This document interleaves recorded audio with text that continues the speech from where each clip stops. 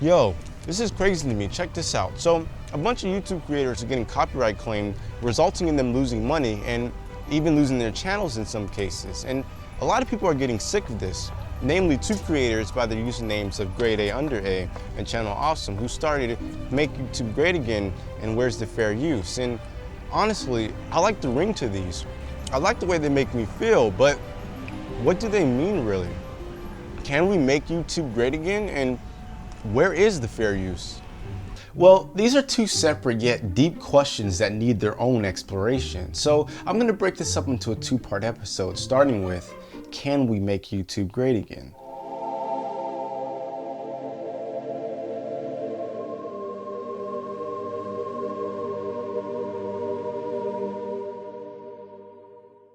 Also, I just want to give you guys a huge heads up. These are some pretty controversial topics I'll be covering over these next couple episodes. So for that reason, I'm going to be leaving out my emotions and personal opinion to hopefully increase the educational value of these episodes. However, if you want my full uncensored personal opinion, come over to the Ceph subreddit. I'm pretty much there 24/7, and I'll see you over there. Back to the episode. So first off, to say that we need to make YouTube great again is saying that YouTube was once great but isn't anymore, which is a matter of opinion. If you take Julian's opinion from my YouTube Red episode, for example, YouTube hasn't been great since they started playing ads in 2007. Like the YouTube that you watch currently is free, correct? Yeah, but it's not ad-free. That's the problem. I mean, it should be ad-free and it should still be free. Like, it shouldn't cost at all. But if you're a live streamer or a visual effects artist, for example, you could have a whole other opinion, like this is the greatest that YouTube has ever been. With features like YouTube livestream upgrades, 4 to 8K resolution add-ons, and newly added 360 video features, some creators could even be very clueless to what's happening outside of their own corner, but still very happy. I see, so not everyone will agree on what will make YouTube great again, and that makes sense, but we both know that's not the point of this movement. So stop being a troll and tell me, can we make YouTube great again? Okay, alright, well, we need something to refer to, and seeing as Grade A Under A started Make YouTube Great Again, let's use his points for this episode. After watching the two parts to Grade A's Everything Wrong with YouTube episodes, I was able to find two key points: enforcing the YouTube's community guidelines and fixing the copyright claim system. Now with something to refer to, we can finally dig into this episode. So YouTube has 7 community guidelines. Thou shalt not post sexual content, thou shalt not post violent content, hateful content, spammy content, dangerous content, content you didn't make, and thou shalt not post threatful content. Now, these guidelines are very important because every community must have a code of ethics. Every community must stand for something, and Make YouTube Great Again claims that there are many channels that break what YouTube stands for, causing for YouTube to not be great, which is a very logical argument because if the guidelines that a community were created on are broken and ignored, that allows for change to happen, which in most cases gives rise to dishonesty, exploitation, and distrust, which would surely make YouTube not great. Imagine it like this. The national community of the US can be linked to some basic guidelines. Respect thy elders, don't kill, cheat, lie, or steal. But what happens when those with power begin to break these guidelines? In 1978, ExxonMobil leaders got a very straightforward report from their climate change research expert, James F. Black, who told them, Present thinking holds that man has a time window of 5 to 10 years before the need for hard decisions regarding changes in energy strategies might become critical. Exxon with this info lied to their shareholders, never informing them about these reports, and even later spent money to lie to the public, falsely informing them that climate change was not a real issue. Fast forward to today and we have many agricultures and ecosystems that have seen some very big changes that you can't reverse, and not to mention a lot of global issues that we have little solution for, perhaps due to these lies and exploitation of power. In the 1920s, a chemist named Angel Arano Orofo published many articles with evidence of cancer being linked to tar, aka tobacco leftovers. But big tobacco companies with this info still lied and even promoted that cigarettes were safe, resulting in a claim of near 500,000 people that died from this dishonesty. In 2001, Enron, due to fraud and scandals, filed bankruptcy without warning, laying off anywhere from 5,000 to 21,000 employees, resulting in many people losing their whole life savings that was in their 401k, including those who were already retired with the company. And there are many, many more examples, but time and time again, nature shows that breaking community guidelines creates disasters. And yes, those are some very extreme cases that might be blowing this whole Make YouTube Great Again thing out of proportion. Or are they?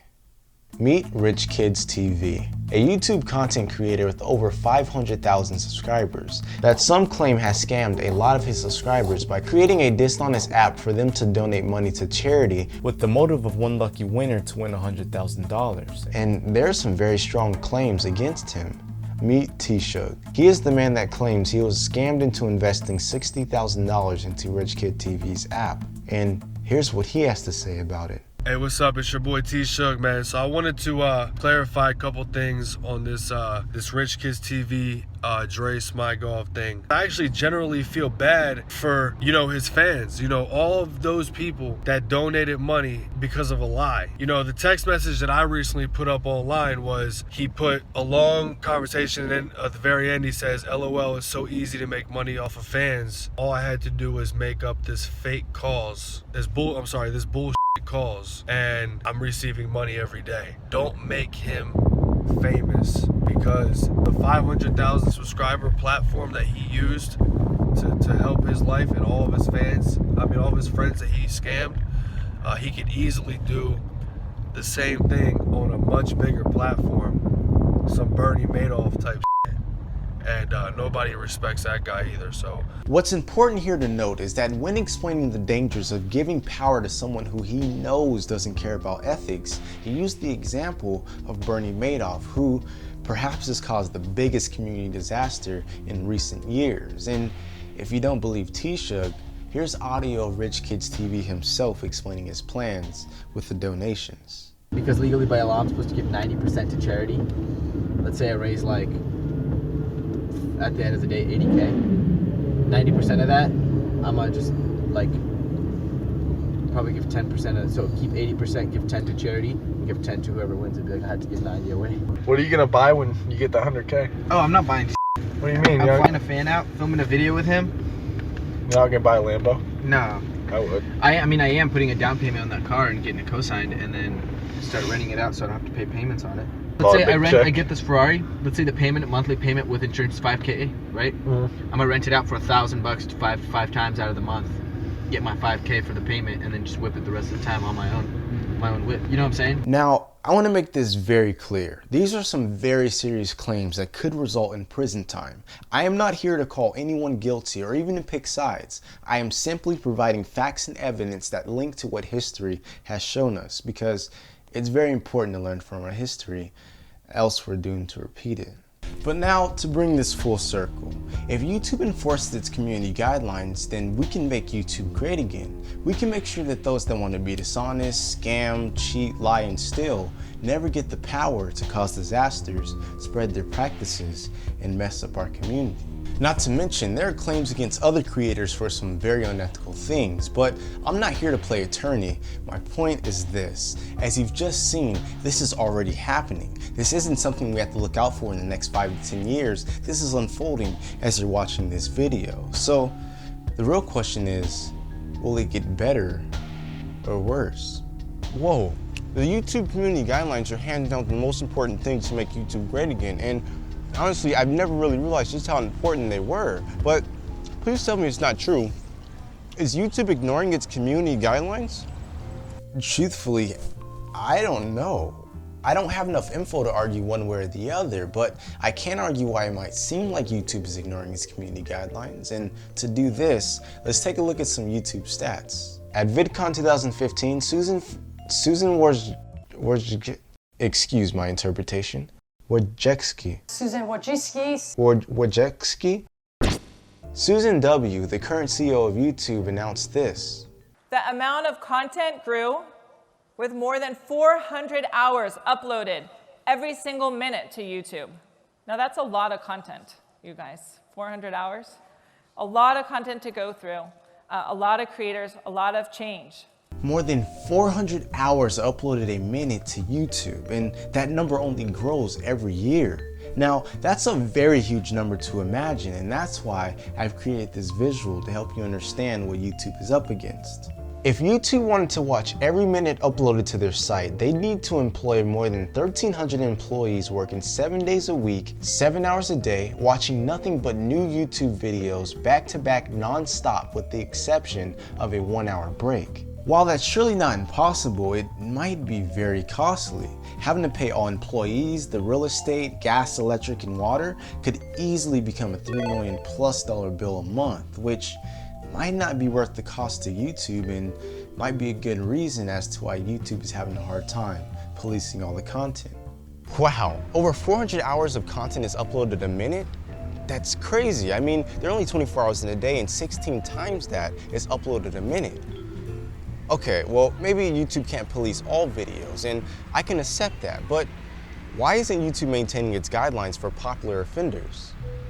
Again, I can only speak from what I do know from my research, and I do know that, yes, it's possible that YouTube won't do anything about some of these channels because they make them a lot of money, and if you believe this, you're 100% right to do so, because as far as I know, YouTube hasn't said anything for or against this claim, but it is assuming. So let's look at what the official YouTube community guidelines page says about offenders. We rely on YouTube community members to flag content that they find inappropriate. Flag videos are not automatically taken down by the flagging system. If a video does not break our guidelines, no amount of flagging will change that, and the video will stay on the site.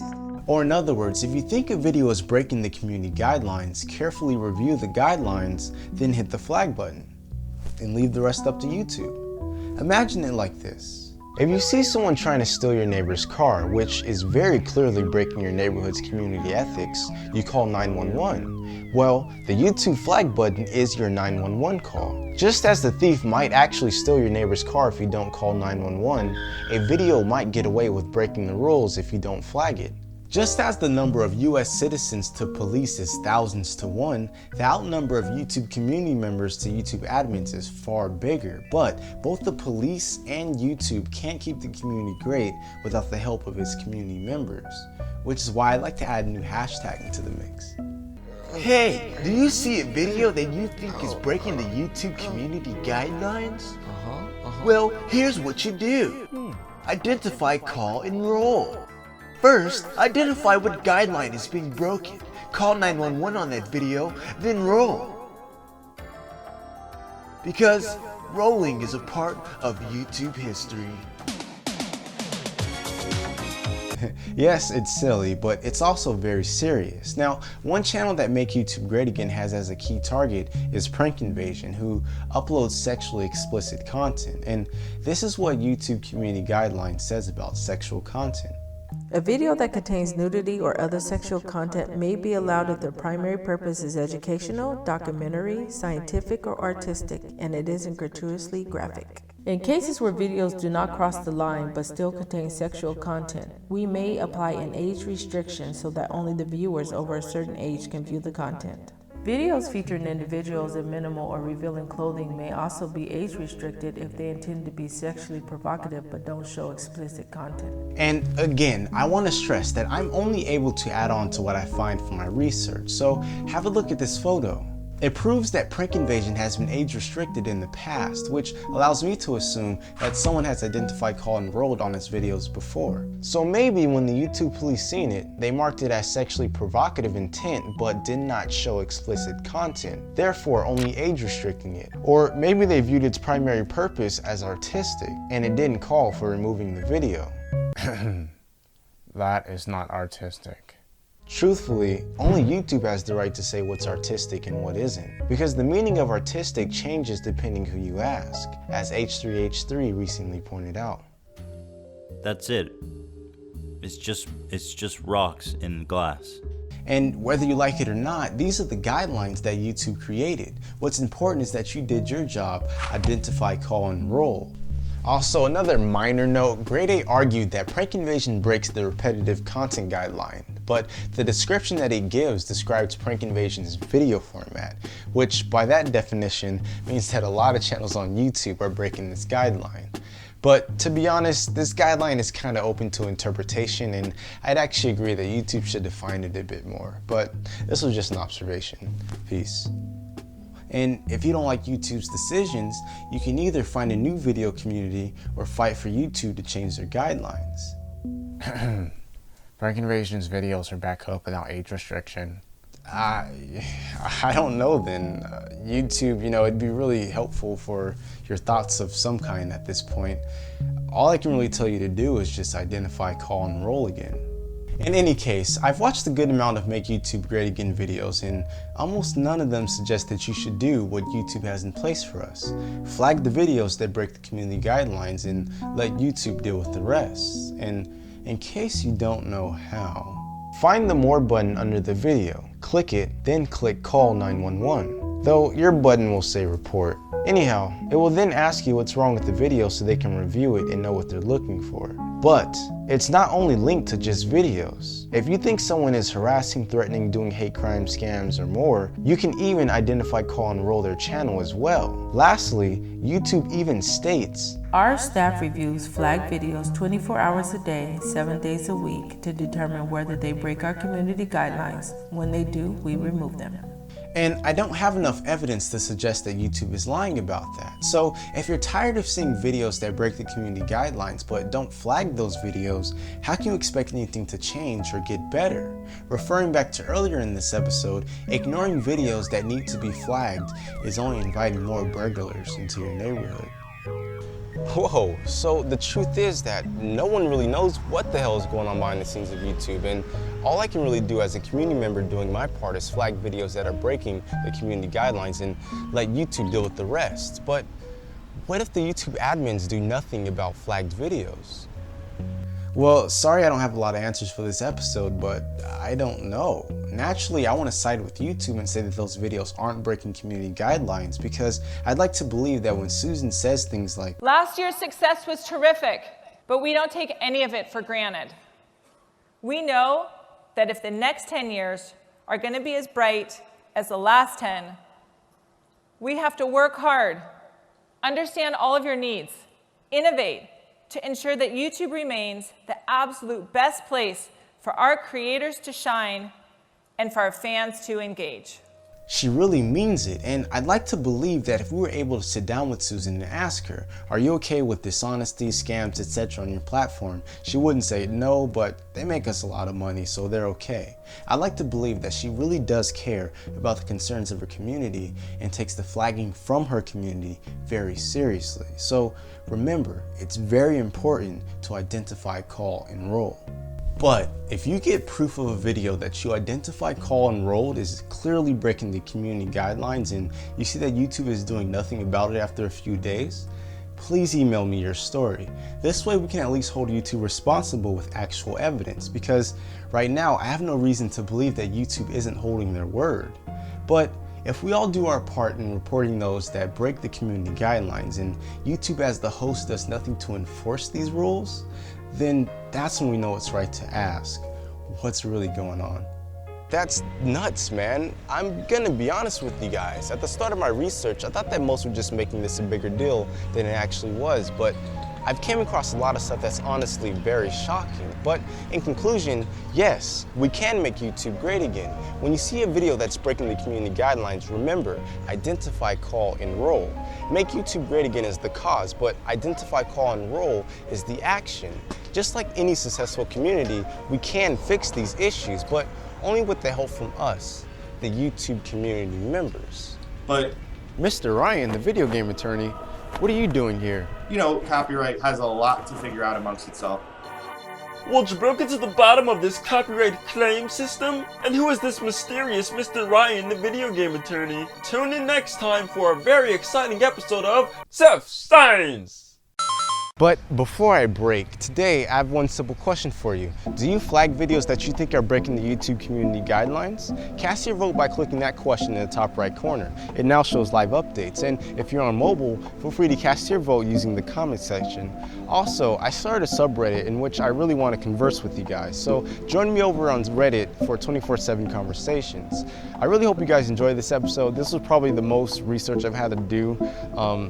I guess that is until next week, but whatever the case may be, remember to always feed your curiosity.